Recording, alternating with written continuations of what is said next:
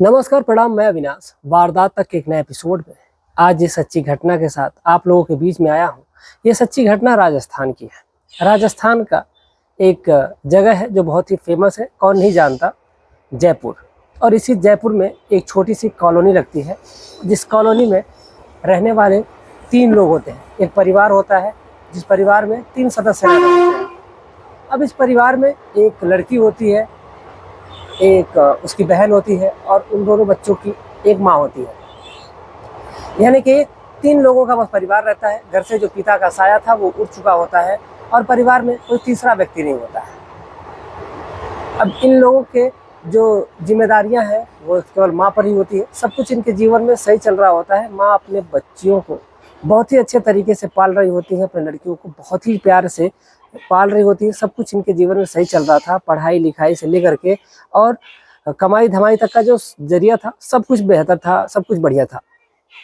वक्त का पहिया कट रहा था। वक्त पहिए के साथ साथ ये जो परिवार था वो चल रहा था। जो औरत होती हैं जिनका नाम अंजू देवी होता है, उनकी 2 बेटियां होती हैं। एक का नाम प्रीति और दूसरे का नाम कीर्ति होता है।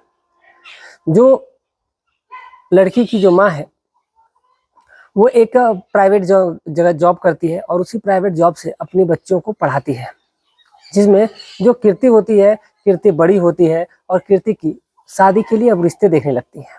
धीरे धीरे वक्त गुजरता है और वो लड़के देखने लगती है और देखने के साथ साथ जैसे ही उनके जो रिश्तेदार होते हैं, अगल बगल के जो और भी लोग होते हैं, सभी लोग रिश्ता खोज रहे होते हैं, लेकिन कहीं भी रिश्ता ढंग का नहीं मिल पा रहा था। एक जगह रिश्ता मिलता है जिस लड़के का नाम विनय होता है। विनय से जो कीर्ति है, इससे इसकी बातचीत हो जाती है और दोनों को रिश्ता पसंद आ जाता है। माँ भी राजी हो जाती है। इन लोगों के परिवार में सब कुछ अब सही चल रहा था। एक तरह से जो बड़ी बेटी की जिम्मेदारी थी शादी के लिए लड़का खोजने की, कहीं ना कहीं वो भी अब पूरा होता नजर आ रही थी। अब जो लड़की की जो माँ है वो अपने दामाद को देखती है और देखने के बाद से फिर शादी के लिए हाँ कर देती है। और जो लड़का है वो भी बड़ा ही सुलझा हुआ इंसान होता है, बड़ा ही सही इंसान था। लेकिन कुछ समय बाद एक शादी की डेट मुकर्रर होती है और उसी डेट पे जो लड़की है वो विवाह करके और अपने ससुराल जाती है। ससुराल तो चली जाती है, वहाँ पर सब कुछ सही रहता है, सब कुछ नॉर्मल रहता है। धीरे धीरे वक्त गुजर रहा होता है, लेकिन जो विनय था वो शादी के पहले तो कुछ और था। लेकिन शादी से लगभग इन लोगों के बीच में जो रिलेशन होते हैं वो लगभग 1 साल के अंदर ही सब कुछ क्लियर हो जाता है, सब कुछ शादी तक मामला पहुंच जाता है। और ये जो विनय है फिर उसके बाद से फिर अपना असली रंग दिखाता है। दरअसल वो अब धीरे धीरे ड्रिंक करने लगा था और ड्रिंक तो वो पहले से करता था, लेकिन वो ड्रिंक करते हुए अब आने लगा था और आता था और वहीं पर पी करके अपनी पत्नी से झगड़ा किया करता था, अपने परिवार से झगड़ा किया करता था, मार पिटाई किया करता था। और ऐसे ही अब धीरे धीरे मामला चल रहा होता है। लेकिन वो जितना उसको मारता था उससे ज्यादा कहीं ना कहीं वो उससे प्यार भी करता था, जिस वजह से जो कीर्ति है वो इस चीजों को भूल जाती है। लेकिन एक दिन कीर्ति जो है वो साफ शब्द में कह देती है कि अगर वो अब से उससे लड़ाई झगड़ा करेगा, अब वो अगर दारू पी करके आएगा तो वो अपने मायके चली जाएगी। जो विनय होता है वो कहता है कि ठीक है। उस दिन उसने बहुत सारी कस्में खाई और कहता है कि वो अब दारू को हाथ नहीं लगाएगा और जब दारू को हाथ नहीं लगाएगा तो अपनी बीवी को भी हाथ नहीं लगाएगा। अब ये सारी चीजें हो रही होती हैं और जो विनय है अब बहुत ही अच्छे तरीके से रहने लगा था। शादी के लगभग 1 साल बीत जाते हैं और उसके बाद से जो कीर्ति है जब अपने मायके चली जाती है कुछ समय के लिए, उसके बाद इस बीच में वो 2 बार अपने मायके जा करके अब चली आती है। लेकिन जब तीसरी बार जाना होता है तो जो विनय होता है अब घर में कोई लेकर के जाने वाला नहीं होता है, लड़की का कोई भाई है नहीं कि आकर के लेकर चला जाएगा। इसीलिए जो कीर्ति होती है वो विनय को कहती है कि आप मुझे मायके लेकर चलिए। जो विनय है वो कहता है कि ठीक है। वो कीर्ति को लेकर के उसके मायके चला जाता है। जहाँ पर जब मायके लेकर के जाता है तो फिर वहां पर वो उस रात रुकता भी है। तो वहां पर जो उसकी छोटी साली होती है, साली से हंसी मजाक होता है, बातचीत होती है और बातचीत का ये सिलसिला अब धीरे धीरे बढ़ने लगता है। पहली बार में तो सब कुछ नॉर्मल रहता है, जो विनय और उसकी साली के बीच में हंसी मजाक होते हैं और उसी हंसी मजाक को कहीं ना कहीं जो विनय है वो सीरियसली ले लेता है। उसको लगता है कि जो उसकी साली है अपने जीजा पर फिदा हो चुकी है, यानी कि विनय की ये मानसिकता बन जाती है, विनय की ये सोच बन जाती है। लेकिन ऐसा कुछ भी नहीं था। जो विनय सोच रहा था वो बिल्कुल गलत सोच रहा था। अब ऐसे ही जो कीर्ति थी, अब उसको वो वहाँ पर लॉन्ग टर्म के लिए रहने वाली होती है, और जो विनय है वो अपने जब घर जाता है तो फिर कुछ ही समय बाद वो लगभग 6 या 7 दिन गुजरे होंगे, फिर विनय फिर से ससुराल अपने आता है और फिर से उसकी बहुत अच्छे तरीके से खातिरदारी की जाती है। लेकिन वो अपने बीवी के कमरे में रहता है, और लेकिन उसका जो ध्यान है वो अपनी साली की तरफ होता है। साली से उसका हँसी मज़ाक चल रहा था, और इस बार विनय कई दिनों के लिए रुकने वाला था और सब कुछ इनके जीवन में सही चल रहा था। लेकिन साली भी जो थी वो कहीं न कहीं वो भी अपने जीजा को ही चाहने लगी थी। बड़ा ही दुविधापूर्ण ये मामला खड़ा हो जाता है विनय के सामने कि वो अपनी पत्नी से ज़्यादा अपनी साली को इम्पोर्टेंस देने लगता है, और यही मामला धीरे-धीरे बिगड़ने लगता है। एक दिन होता कुछ यूँ है कि जो विनय और उसकी साली दोनों एक दूसरे के साथ बैठे हुए थे, बातचीत कर रहे थे, और बातचीत करते-करते इन लोगों के बीच में कब प्रेम प्रसंग शुरू हो जाता है, कब ये दोनों एक दूसरे को किस करने लगते हैं, एक दूसरे को गले लगा करके चुम्बन-चाटी करने लगते हैं। तो ये सारी चीज़ें जब होने लगती है तो फिर धीरे-धीरे मामला आगे बढ़ने लगता है। लेकिन कुछ ही समय बाद ये जैसे एक दूसरे से अलग होते हैं, वैसे ही जो कीर्ति है वो आ जाती है, और आकर के वो उन लोगों को मतलब अलग-अलग बैठे देख लेती है। लेकिन उसको पता नहीं क्यों थोड़ा बहुत शक हो गया था कि कहीं न कहीं इन दोनों के बीच में कुछ तो गलत है। अब इसीलिए जो कीर्ति है वो ध्यान देने लगी थी, और कुछ समय बीतने के बाद से जो कीर्ति है, एक दिन उन दोनों को रंगे हाथों पकड़ लेती है। दरअसल होता कुछ यूँ है कि रात का वक़्त होता है, और रात के वक़्त जो विनय है वो अपनी पत्नी के पास से उठ कर के अपने साली के पास चला जाता है, रात में ही। और जब उसकी पत्नी गहरी नींद में जब सो जाया करती है, तो वो जल्दी उसकी नींद खुलती ही नहीं है। और ऐसा वो दूसरी बार कर रहा था, पहली बार भी एक बार कर चुका था, लेकिन जब दूसरी बार जाता है तो उसकी पत्नी की आँख खुल जाती है, और जैसे ही जब आँख खुलती है तो फिर वो जाता है और उस लड़की के कमरे में जाता है, और उसके साथ अब वो दोनों आपत्तिजनक स्थिति में होते हैं, शारीरिक संबंध बना रहे होते हैं। जैसे वो एक दूसरे के साथ शारीरिक संबंध बना रहे होते हैं, उतने में जो कीर्ति है वहीं पर जा करके खड़ी हो जाती है और देख लेती है। लेकिन वो कुछ बोलती नहीं है, और वो अ, बोलती है, सोचती है कि अगर मैं बोलूँगी तो फिर ये दोनों में झगड़ा होगा, मुझ में और इनमें झगड़ा होगा, फिर मार-पिटाई होगी और फिर हमारी बदनामी होगी, माँ भी यही है, माँ को पता चलेगा तो कितना बुरा लगेगा। लेकिन वो वहाँ से तो पहले चली जाती है अपने कमरे में, लेकिन फिर आती है, और उसको जब नहीं रहा जाता है, कोई भी अगर पत्नी रहेगी, जब अपने पति को दूसरे की बाहों में देखेगी, या फिर किसी दूसरे लड़की की बाहों में देखेगी, किसी दूसरी लड़की को अपनी बाहों में भरते हुए देखेगी, तो वो उसका खून तो खौल ही उठेगा। होता भी कुछ ऐसा ही है कीर्ति के साथ। कीर्ति उठती है, जाती है, और जाने के बाद से उसके साथ वहाँ पर जा कर के उसको डाँटने लगती है, फटकारने लगती है। दोनों जब अलग हो जाते हैं, तो फिर कहती है कि तुम्हारी हिम्मत कैसे हुई मेरी बहन के साथ ये सब करने की। अब जैसे ही कीर्ति के मुँह से ये बात सुनता है, पहले तो जो विनय है वो एकदम डर सा जाता है, सहम सा जाता है। लेकिन अब आखिर वो करता भी तो क्या, लेकिन दोनों के बीच में अब गलत संबंध तो बन ही चुके थे। अब मामला यही नहीं थमता है। अब जो कीर्ति है, अब वो कहती है कि वो अपनी माँ से बता देगी। जैसे ही माँ से बताने की बात आती है, तो जो विनय है वो कहता है कि गलती हो गई है, मुझे माफ़ कर दो, अब से आगे से ऐसा नहीं होगा। तो वो कहती है कि ठीक है। अब इन चीज़ों को अब वो कीर्ति जो है नज़रअंदाज कर देती है। कुछ समय बीतता है, बीतने के बाद से जो कीर्ति है वो उसको पता नहीं क्यों फिर से अभी शक लगा ही रहता है, और ये शक है वो भी कहीं न कहीं सही होने की आशंका भी होती है। वो अभी एक-दूसरे से अलग नहीं हुए थे, एक-दूसरे के साथ वक़्त ही गुज़ारते थे, क्योंकि अब वो घर पे नहीं बल्कि बाहर वक़्त गुज़ारते थे। विनय कीर्ति की बहन को बुला लिया करता था, यानी अपनी साली को बुला लिया करता था, और उसके साथ वो मज़े किया करता था, उसके साथ वक़्त गुज़ारा करता था।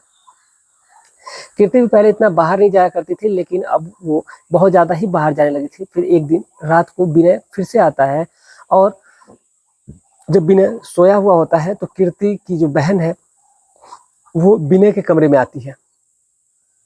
दरअसल जो कीर्ति होती है वो भी उसी कमरे में होती है, विनय उसी कमरे में होता है, लेकिन जो उसकी बहन है उसको अब रहा नहीं जाता है, क्योंकि कीर्ति की जो बहन है वो भी कहीं न कहीं विनय से प्यार करने लगी थी, विनय के प्यार में एकदम डूब चुकी थी। अब वो भी ये नहीं बर्दाश्त कर पा रही थी कि वो उसकी बहन को अपनी बाहों में ले और उसके साथ ये सब करे, उसके साथ प्यार करे। लेकिन आखिर हो भी क्या सकता था, उसकी तो मजबूरी थी, वो उसकी पत्नी थी और वो उसका जीजा था। अब वो कुछ कर भी नहीं पा रही थी, लेकिन वो खुद पे कंट्रोल नहीं कर पाती और वो चली भी जाती है।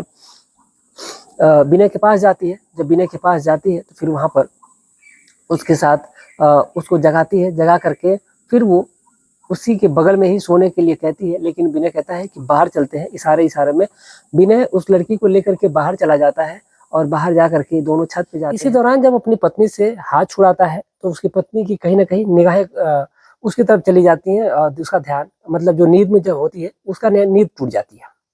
लेकिन वो सोने का नाटक करती है, वो देखना चाहती है कि आखिर विनय जा कहाँ रहा है। अब जो विनय है वो जाता है और दोनों यानी कि प्रेमी और प्रेमिका हम कहेंगे, दोनों छत पे जाते हैं और छत सेकंड फ्लोर पे जाते हैं और वहीं पर एक दूसरे के साथ बातचीत करते हैं। जो लड़की है वो कहती है कि तुम उसके साथ इस तरह चिपक कर क्यों सोए थे, तुम तो कहते हो कि मैं उससे मेरा कोई मतलब ही नहीं है, लेकिन तुम तो उसके साथ चिपक करके सोए। तमाम इन्हीं बातों को लेकर के झगड़े होते हैं। कुछ समय झगड़ा चलता है लगभग 10 मिनट तक।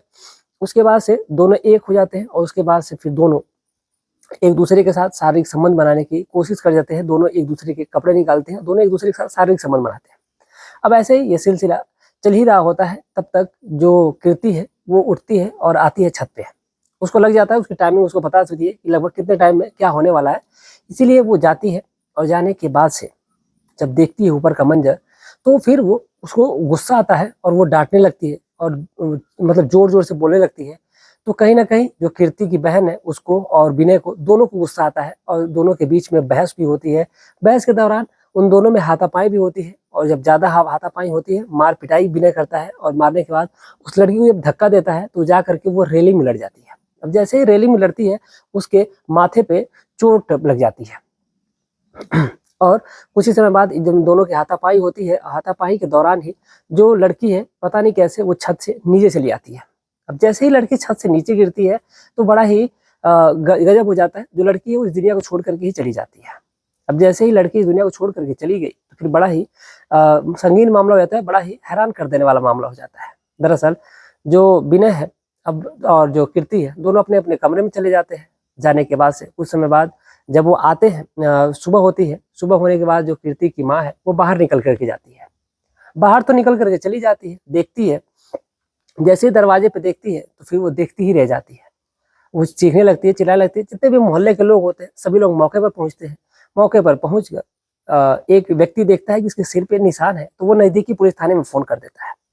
जैसे नजदीकी पुलिस थाने में वो फोन करता है तो मौका वारदात पर पुलिस पहुंच जाती है। पुलिस तो पहुंच करके उस बॉडी को कब्जे में लेने लगती है, लेकिन जो विनय है वो रोकता है, कहता है कि हम ये पुलिस का लफड़ा नहीं चाहते। हो सकता है कि चोट लग गई होगी, छत पे गई रही होगी सामान वामान लेने के लिए। लेकिन जो लड़के की जो सास है यानी कीर्ति की जो माँ है उसको कहीं ना कहीं शक होता है। वो सोचती है कि इन दोनों के बीच में आए दिन झगड़े हुआ करते हैं, हो सकता है कि झगड़ा हुआ होगा और इसी वजह से हाथापाई होगी और ये छत से गिरी होगी। तो पुलिस के वो बोल देती है कि आप लेकर के जाइए, पोस्टमार्टम करिए, हमें कातिल का पता चाहिए। अब इसीलिए जो पुलिस है उस लड़की को लेकर के चली जाती है और वहां पर जाकर के पोस्टमार्टम होता है। उसका खुलासा भी हो जाता है और पता चलता है इस लड़की के साथ हाथापाई हुई थी और इसको चोट लगी है, उसके बाद छत से इसको फेंका गया है। अब जैसे ही इन सब चीजों के बारे में जब जानकारी लगती है पुलिस आती है और शक के आधार पर विनय को उठाती है। जब विनय को उठाती है तो विनय पहले तो नहीं कुछ बोलता है, घुमाता है, इधर उधर की बातें करता है, लेकिन आखिर वो कब तक इधर उधर की बातें करता है। अब इसीलिए पुलिस उससे अपने पुलिसिया अंदाज में जब पूछती है तो फिर वो सारी सच्चाई बयां कर देता है और बताता है कि आखिर उसने क्या क्या किया। उसने ये भी बता दिया कि उसकी साली से उसका अफेयर था और उन दोनों ने मिल करके उसको ठिकाने लगाया था। अब पुलिस उसके बयान के आधार पर उसकी साली को भी उठाती है, लेकिन इसमें जो ज्यादा हाथ होता है, जो फेंकने वाला मामला होता है, वो इसी का होता है। ये इसने खुद स्वीकार कर लिया कि इसमें उसकी साली का ज्यादा हाथ नहीं है, लेकिन हाँ ये दोनों एक दूसरे से प्रेम करते हैं। लेकिन प्रेम तो करते हैं, लेकिन जो साली है फिर भी उसको भी पुलिस उठाते हैं। उसको जेल की सलाखों के पीछे डाल दिया गया और जो विनय है उसको भी जेल की सलाखों के पीछे डाल दिया गया है। दोनों अपराधी जेल की सलाखों के पीछे है। हालांकि कीर्ति देखिए अगर छूट जाए तो ठीक ही है, क्योंकि वो माँ के साथ वो रहेगी। लेकिन एक माँ जिसकी गोद में भगवान 2 औलादे दिए थे, उन दोनों औलादों को भगवान ने छीन भी लिया। भगवान का इसमें, खुदा का इसमें कोई भी दोष नहीं है। सबकी अपने करने की सजा है, लेकिन जो कीर्ति ने भोगा वो उसकी गलती है। उसमें वो बेगुनाह थी, उसमें उसका कोई भी वो नहीं था। विनय ने अपने स्वार्थ में और उसकी साली ने अपने स्वार्थ में अपनी बहन को हटा दिया था रास्ते से। लेकिन फिर विनय की वही हालत होती है कि धोबी का कुत्ता, न घर का न घाट का। ना वो कीर्ति का हुआ, ना ही उसकी बहन का हुआ। तो एक जो गोद थी वो तो उजड़ी गई, एक सहारा था वो भी छिन गया, एक माँ का और भगवान ने तो, खुदा ने तो पहले ही उस लड़की का, उस औरत का सिंदूर ले लिया था, लेकिन अब वहाँ पर उसकी औलाद भी नहीं है, अब उसका कोई सहारा भी नहीं है। देखिए बात चल रही, पुलिस कीर्ति को की बहन को अगर छोड़ दे तो ठीक ही है। बाकी आप इस घटनाक्रम के बारे में क्या सोचते हैं, क्या बोलेंगे, आप अपनी राय कमेंट में जरूर लिखिएगा। और जाते जाते एक ही आपसे विनती है, एक ही गुजारिश है, वीडियो को लाइक करें, चैनल को सब्सक्राइब करें और वारदात तक परिवार का हिस्सा बने। आपके प्यार और सपोर्ट की बहुत ज़रूरत है। तो मिलते हैं एक और वीडियो में, तब तक के लिए जय हिंद, जय भारत।